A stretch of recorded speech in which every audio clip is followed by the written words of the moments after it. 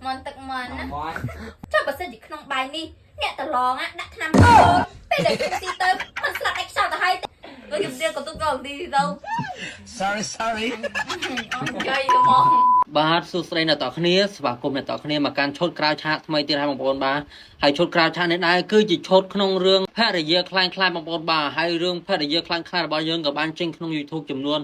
19ឈុតហើយបងប្អូនបាទហើយបើបងប្អូនចូលទស្សនាហើយគឺមិនខកបំណងទេបងប្អូនបាទហើយឈុតក្រៅឆាកនេះដែរលក្ខណៈថា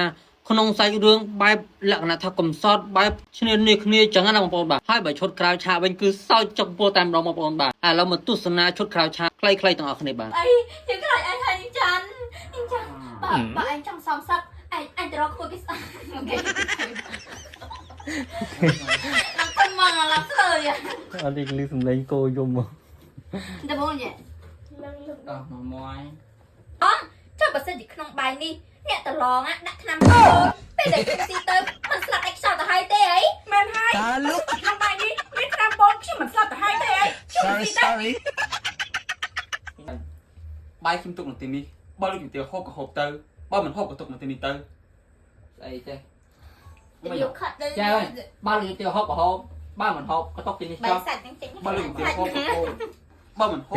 mòn tật mòn á មួយ មន់ទឹកមន់ ra đây tí còn ទី 3 action បើលោកជំទាវហូបក៏ហូបបើមិនហូបក៏ទុកនៅទីនេះទី ពេ từ ញ sorry គឺថា được lên ថាទាំងអស់គ្នាអី មួយទី3 action បើលោកជំទាវ con lục riêng luôn lục riêng có từng đi đâu sorry យកមាត់នេះចាញ់មិនស្អីយកមាត់ហ្នឹងមកយកមាត់ពីមិនចាញ់ពេកតែមិនទីខោដល់មួយទី3 action បើលោកជំទាវហូបក៏ហូបបើមិនហូបក៏ទុកនៅទីនេះទៅ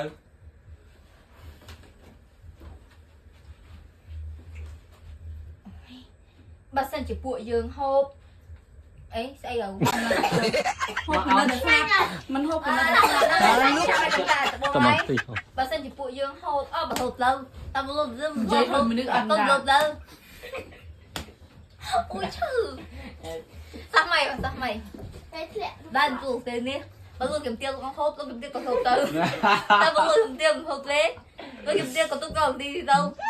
sorry chơi đúng không đừng phiền ra sự ấy mượn đạt miền là gì xong mượn đạt thì mình liền đạt thì mình អេឃើញទូរស័ព្ទឃើញទៅបាត់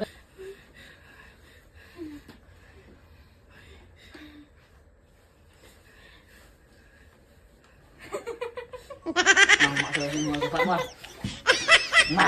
បាទឥឡូវបន្ទាប់ពីចៅម៉ៅគាត់សម្ដែងឥឡូវមកស្ដាប់សំនៀងរបស់ចៅម៉ៅគាត់ច្រៀងម្ដងបាទបងប្អូន2 3 action